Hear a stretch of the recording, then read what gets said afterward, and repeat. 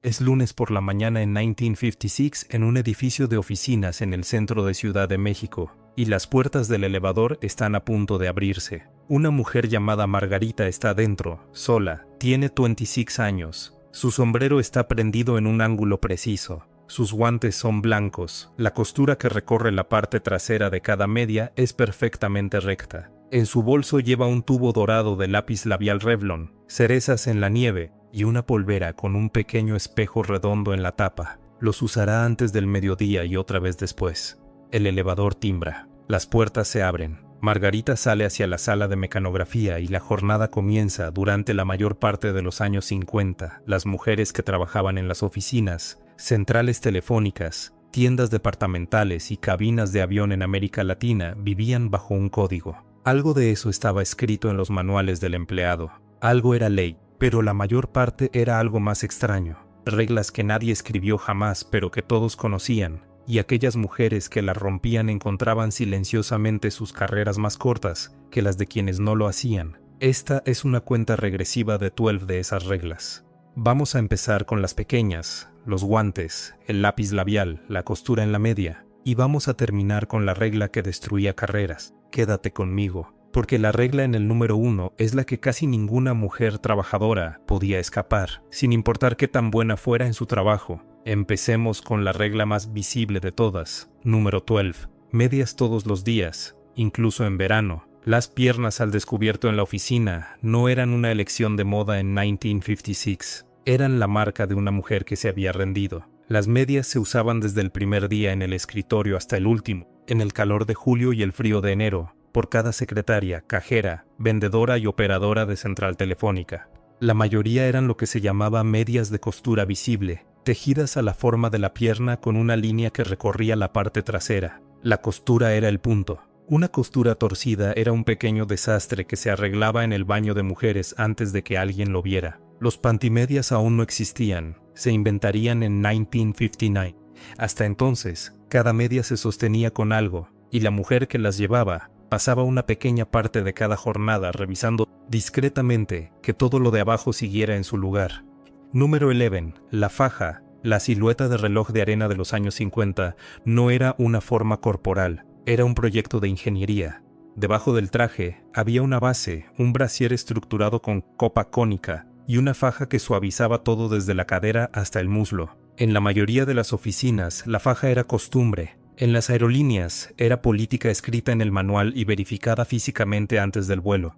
Una supervisora de Mexicana de Aviación podía, y lo hacía, pedirle a una aeromoza que levantara el dobladillo de su uniforme unos centímetros antes de abordar. Una ex azafata lo dijo sin rodeos en una entrevista décadas después. En servicio, la faja era obligatoria, y cualquier azafata que no cumpliera los estándares podía ser enviada a casa sin goce de sueldo. La mujer de silueta perfecta en la portada de la revista no venía así. Era ensamblada cada mañana frente al espejo del dormitorio. Número 10. El sombrero, los guantes y dónde los quitabas.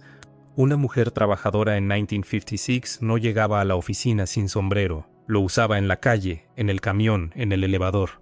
Llevaba guantes con él, blancos en verano, oscuros en invierno, siempre limpios. El sombrero permanecía puesto durante el viaje en elevador. Se quitaba en su escritorio.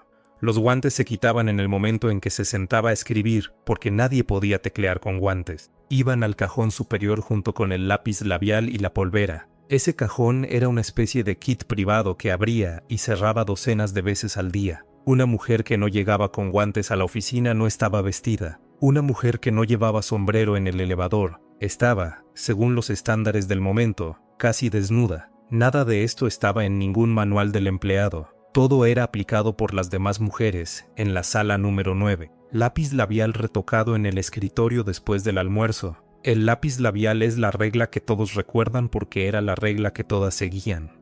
Una mujer trabajadora en 1956 salía de casa con los labios pintados.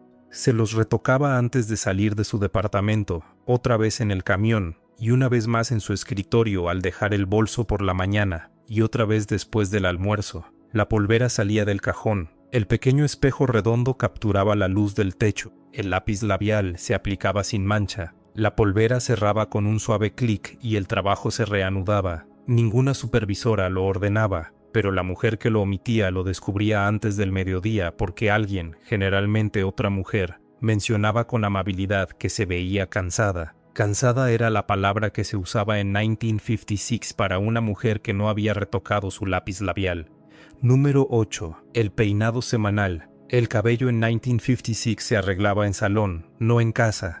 La mayoría de las mujeres trabajadoras no tenían una secadora lo suficientemente potente para lograr en casa lo que la estética hacía en una hora con rulos y campana, así que iban cada semana al salón de belleza, el viernes después del trabajo o el sábado por la mañana.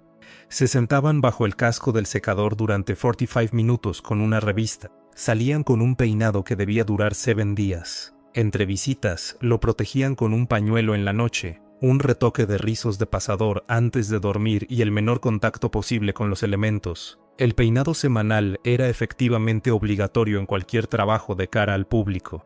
No estaba en el reglamento, estaba en el presupuesto. Y cada mujer trabajadora incluía esos pesos en sus gastos semanales sin cuestionarse si podía saltárselo. Número 7. La combinación. Bajo cada vestido y cada falda había una combinación entera para el vestido, media combinación para la falda separada. Una mujer cuyo vestido dejaba ver la silueta de su ropa interior era una mujer que no la había usado. No había manual del empleado en el país que mencionara las combinaciones, pero tampoco había mujer trabajadora en ninguna oficina ese verano que dejara de usarla. Algunas reglas las aplica la gerencia, otras las aplican las madres décadas antes y no necesitan aplicarse nunca más. Número 6. Señorita hasta casarte. El estado civil de una mujer era una credencial laboral.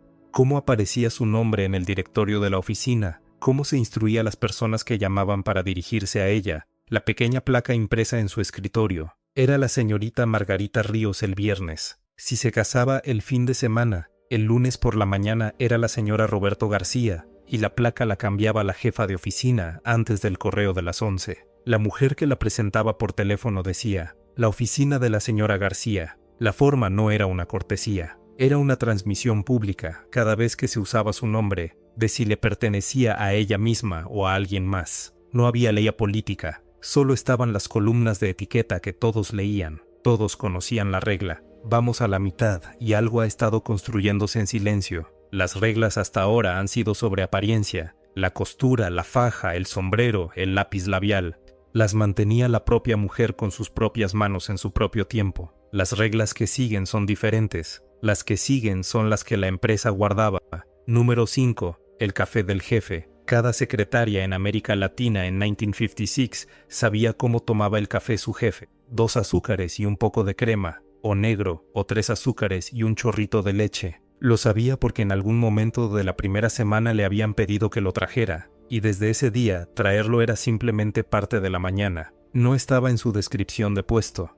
La descripción decía mecanografía, dictado, archivo, agenda, pero cada mañana a las 9:15 el café aparecía en su escritorio, y a las 3:15 otro, y el patrón era tan universal en las oficinas que funcionaba como regla. La secretaria que discretamente se negaba a buscarlo aprendía rápido que negarse tenía un costo. Número 4. La manera de entrar. Mexicana de Aviación fue una de las primeras aerolíneas en imponer lo que se convirtió en estándar de la industria. Un peso máximo escrito en el expediente de la empleada, verificado a intervalos y aplicado. Para mediados de los 60, más del 60% de las azafatas trabajaban para aerolíneas con estas reglas. Una supervisora podía, y lo hacía, pedirle a una azafata que se subiera a la báscula antes de su vuelo. Si pesaba de más, 3 o 4 kilos, la mandaban a casa sin goce de sueldo hasta que los bajara. Los números exactos variaban. Aeronaves de México especificaba un techo de 60 kilos según la estatura. La verificación de la faja era visual, la báscula no lo era. La báscula decía la verdad, y la verdad significaba tu quincena. Número 3. La edad en que el trabajo terminaba. A principios de los años 50, varias aerolíneas latinoamericanas impusieron una regla que definiría toda la industria durante las siguientes 2 décadas. La jubilación obligatoria de las azafatas a los 32 años. Otras aerolíneas siguieron el ejemplo. El argumento, escrito en las propias justificaciones de las empresas, era que una apariencia atractiva se encontraba ordinariamente en mayor grado en las mujeres jóvenes. Una mujer podía ser la mejor en su trabajo en toda la flota. El último día del mes cumplía 32. esa excelencia terminaba. La aerolínea no fingía lo contrario.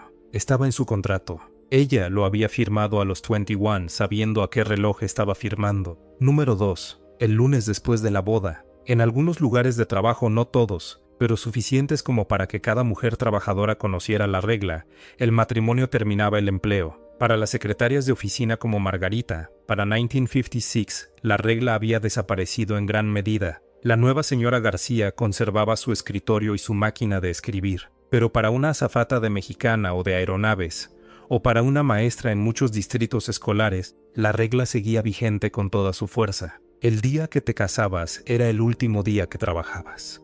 La economista Claudia Goldin, que estudió estas reglas en detalle, encontró que en su punto máximo, las restricciones por matrimonio afectaban a 3/4 partes de los consejos escolares y a más de la mitad de los empleadores de oficina. Una azafata que se casaba el sábado entregaba su uniforme el lunes. La regla estaba en el contrato. El contrato se firmaba al momento de la contratación.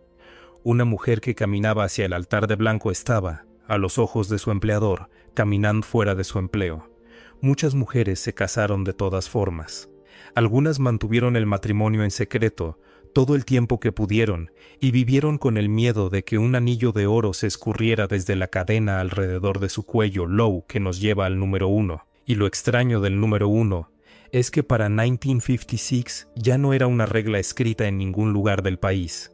Número 1. El entendimiento de que el trabajo era temporal. Cualquier trabajo que una mujer tuviera en 1956, secretaria, operadora de central, vendedora, maestra, azafata, tenía debajo un supuesto compartido por su empleador, su familia y con frecuencia por ella misma, que el trabajo era una etapa, terminaría con el matrimonio, con el primer hijo, o a los 32 para la azafata. La quincena era real, la habilidad era real, pero la carrera, el arco largo, no se asumía que existiera. El trabajo de un hombre era una carrera, el trabajo de una mujer era un intervalo. La brecha salarial que la Ley Federal de Igualdad de Salarios nombraría en los años 60 era la expresión matemática de ese supuesto. No inviertes en una trabajadora que esperas que se vaya, y entonces no lo hicieron. Y entonces la mayoría de las mujeres, incluso las que tenían plena intención de quedarse, eventualmente se fueron, porque la estructura que les habría permitido quedarse nunca se construyó. ¿Cuáles de estas eran ley, cuáles política y cuáles simplemente lo que todos hacían? La báscula, el techo de edad, la prohibición del matrimonio, eran política, escritas en contratos, aplicadas por gerentes. Las medias, los guantes, el sombrero, el lápiz labial, el café del jefe, el cambio de señorita a